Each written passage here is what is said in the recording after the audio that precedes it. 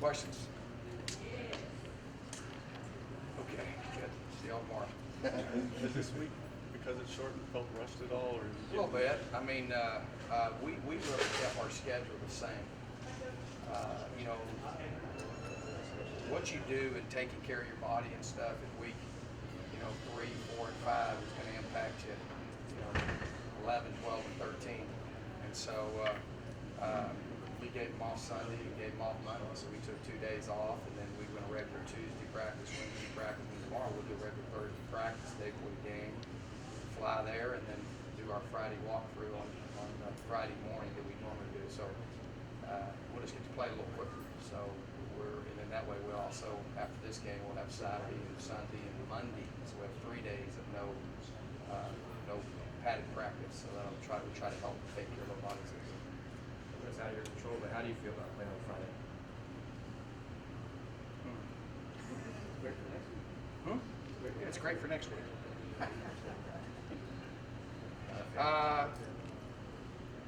There's no high tech. I'm a former Texas high school coach, so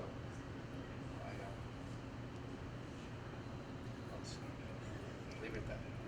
Are there changes with their any scheme stuff from last year, this year with the coaching? Oh, yeah, yes. How does that Dramatically How does that different. affect the time? Playing odd on defense and a little bit of 4-2-5 stuff, which is they're just very different. I mean, they got totally all new coaches, all new staff, so it's completely different. Offensively, I mean, they've done well. They've had 340 something yards a week or whatever. They got really good receivers. It's more of a pro style, and then they get slide into the spread. They were more spread last year. They had not much pro style, so tight ends. And, so we had to reintroduce our guys to tight ends this week and stuff, and learn how to line up again. So very, very different than what we've played, and they have guys that they got 2 receivers that are really good. The quarterback's a guy that can scramble. Similar style player that we played the first week. When they use 2 quarterbacks, is that just a package for one of them? I'm not sure. It's 14's their best quarterback. I mean, is what we think, and he's a guy that played about half the season last year. And, he's a former walk-on quarterback that really can hurt you with his legs and does a good job holding, especially the seam patterns, those type of things. So very capable of throwing the football. Coach, you talked about, touched on being a high school Texas coach. If anybody knows the talent pool in the state of Texas, it's you. Can you tell us about, a team like UT? Say a lot of people might say, it's not UT Austin, but still a lot of talent. Oh, there's no doubt. I mean, they're pretty good, very talented guys. Their running backs are both very, very talented.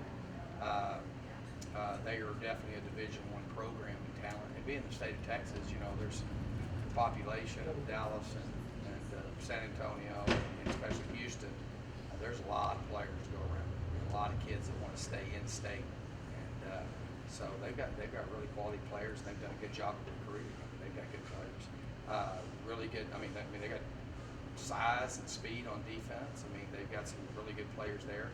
They've from a special team standpoint, they've got guys that they're really physical team. So there's obviously they're in a state that has a lot of Division I talent, and you can see that by the roster. So it's very, this is not this is nothing like, we had our hands full week 1, and they're a lot better personnel-wise.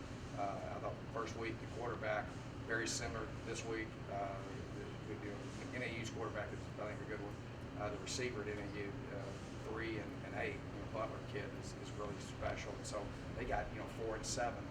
Off El Paso, San Antonio's team that are really good players that you can't. I mean, they're capable of hitting backs out of the backfield stuff. I think it's things like that, and then they do some things schematically. They can get no back and fly to no back and do different things like that are a challenge for you. So very capable personnel.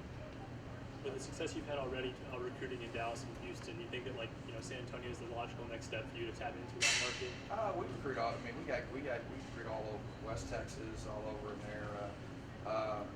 It's not one area or another.